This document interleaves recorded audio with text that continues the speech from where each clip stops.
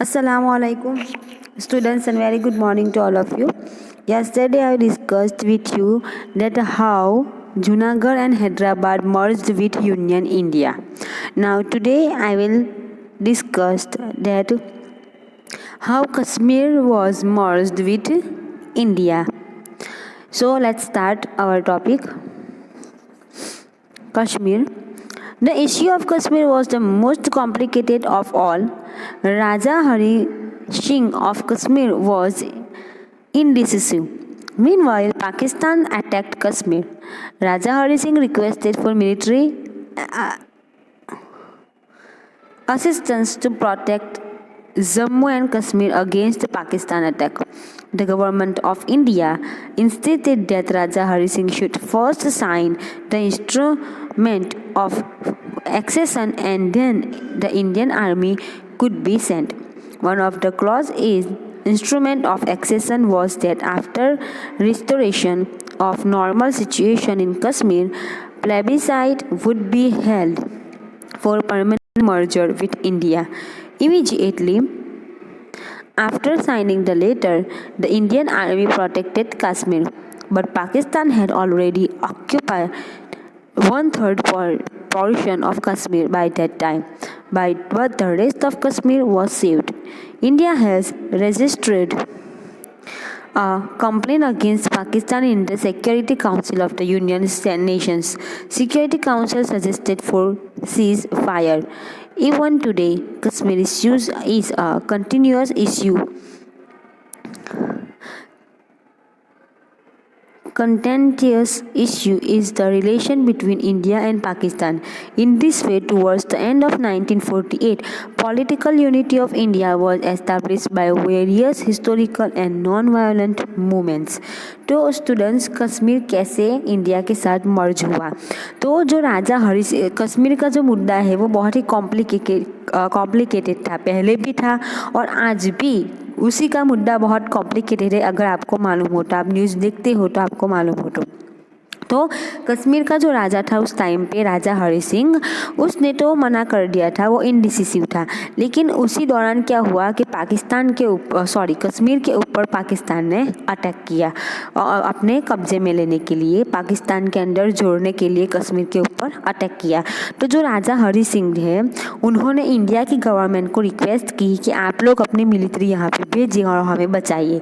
तो हमारी जो गवर्नमेंट थी उस गवर्नमेंट ने उस टाइम पे ये शर्त रखी कि आपको पहले इस एक्सेशन लेटर पे साइन करना पड़ेगा, अग्रीमेंट पे साइन करना पड़ेगा.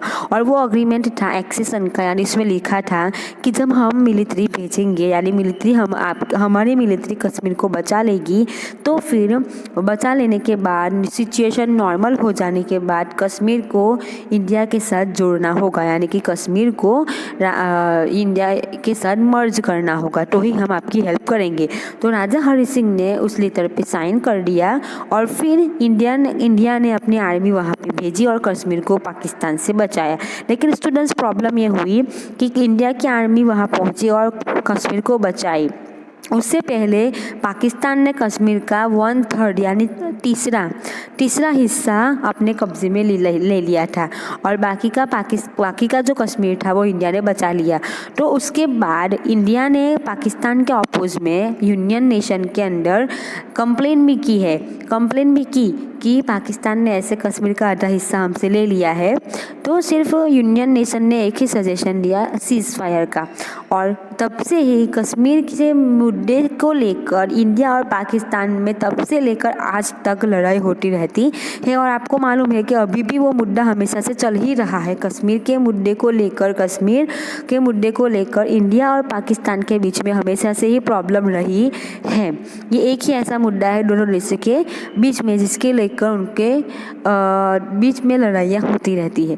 तो स्टूडेंट्स, ऐसे फाइनली 1948 तक तो नॉन वायलेंस मूवमेंट से या फिर किसी भी तरह से सभी राज्यों को यूनियन इंडिया के अंदर मर्ज करके एक सिंगल इंडिया बना दिया गया. अब स्टूडेंट्स हैं merger of French and Portuguese colonies, यानी कि जितने भी बाकी के जो राज्य थे जो फ्रेंच के कब्जे में थे, पोर्टुगीज के कब्जे में थे, उनको कैसे मर्ज किया गया. India emerge to as an independent and sovereign state on January 26, 1950। जैसे हमें मालूम है स्टूडेंट्स कि हमारे देश का अभी 26 जनवरी यानी कि रिपब्लिक डे गया है। तो 26 जनवरी के दिन हमारा कॉन्स्टिट्यूशन इम्प्लीमेंट हुआ और हमारा देश पूरा देश एक रिपब्लिक देश बन गया, इंडिपेंडेंट कंप्लीट देश बन गया। But certain colonies of the French and Portuguese rule was still under their control. Union of India appealed the first French controlled Pondicherry and Portuguese controlled Diu Daman and Goa to merge with India। लेकिन अभी भी कुछ जगहें ऐसी थी India की जो अभी भी फ्रेंच और पोर्टुगीज़ के कंट्रोल में थी। जैसे कि अगर हम बात करें तो फ्रेंच के कंट्रोल में था पौंडीचेरी एंड पोर्टुगीज़ के कंट्रोल में था दीव दमन एंड गोवा। तो इन सबको भी इंडिपेंडेंट करना ज़रूरी था। People of these colonies wanted desperately to join the union of India.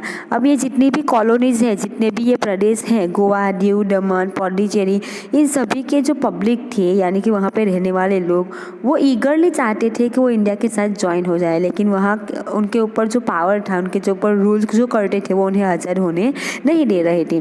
They started vigorous movement for the purpose, और उन लोगों ने इसके लिए मूवमेंट भी स्टार्ट कर दी उन लोगों के opposite.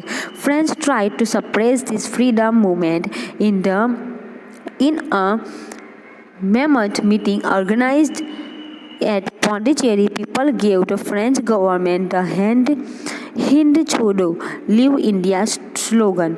The Indian government started negotiation for peaceful solution of the Pondicherry issue with the French government, but people were not satisfied with that।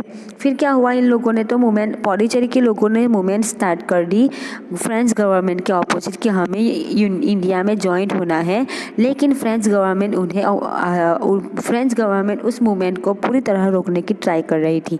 तो उस दौरान पौंडीचेरी के अंदर एक मीटिंग रखी गई और इस मीटिंग के अंदर पौंडीचेरी के लोगों ने, पौंडीचेरी के पब्लिक ने फ्रेंच को सीधे ये स्लोगन दे दिया कि हिंद छोड़ो यानी लीव इंडिया, यानी इंडिया छोड़ के चले जाओ और हमें आज़ाद कर दो। लेकिन और जो इंडिया की गवर्नमेंट थी, उस इंडिया की गवर्नमेंट ने नेगोटिएशन यानी कि इस बात का पीसफुल सॉल्यूशन आए, इस बात की पूरी ट्राई की, लेकिन पौंडीचेरी के लोग इस सॉल्यूशन से भी बिल्कुल भी खुश नहीं थे। In Yanam people's liberation army had taken over the administration in their hands on June 13, 1954। French government realise people rage and was complete, rage यानी गुस्सा, compelled to start negotiation with the Indian government. All the French colonies Karaikal, Mahe, Yanam and Chandranagar were handed over to India for further reconstruction October 3rd, 1954 and further they were taken under union territory of Pondicherry. फिर students India ने तो French की government के साथ शांतपूर्ण solution लाने के लिए बातचीत की, नेगोटिएशन किया, लेकिन पौंडीचेरी के लोग बिल्कुल भी खुश नहीं थे। तो फाइनली क्या हुआ कि लोगों ने लिबरेशन आर्मी स्टार्ट कर दी जून 13, 1954 के दिन। तो उस बात से, उस आर्मी से फाइनली फ्रेंच गवर्नमेंट को यह एहसास हो गया कि अब उन लोगों के गुस्से का एहसास हो गया कि ये लोग बहुत गुस्से में हैं, यानी कि लोग पब्लिक बहुत गुस्से में है, तो अब हम कुछ नहीं कर पाएंगे। तो इसलिए उन्होंने फाइनली क्या कर दिया, इंडिया के साथ फिर से नेगोटिएशन किया यानी कि समझौता किया, और फिर माहे, कराईकल, यानम और चंद्रनगर ये जो जगहें हैं वो सभी के सभी फिर से इंडिया के अंदर मर्ज कर दी गई। और मर्ज करके भी कैसे कर दी गई कि कराईकल, माहे, यानम और चंद्रनगर को इन चारों जगहों को एक पौंडीचेरी के अंदर डाल दिया गया, यानी कि पौंडीचेरी के अंदर ये सभी जगहें आई हुई हैं। और ये कब हुआ, तो अक्टूबर 3rd, 1954। तो ऐसे बाकी की जो फ्रेंच के कब्जे में थी ये जगहें भी अब इंडिया के साथ जॉइंट हो गई। अब बाकी है merger of Diu Daman and Goa, यानी कि दीव दमन और गोवा को इंडिया के अंदर कैसे जॉइंट किया गया, कैसे मर्ज किया गया वो। तो स्टूडेंट्स वो हम देखेंगे हमारे अगले वीडियो में। आई होप कि आज का जो एक्सप्लेनेशन था वो आपको अच्छी तरह से समझ में आ गया होगा। Thank you very much.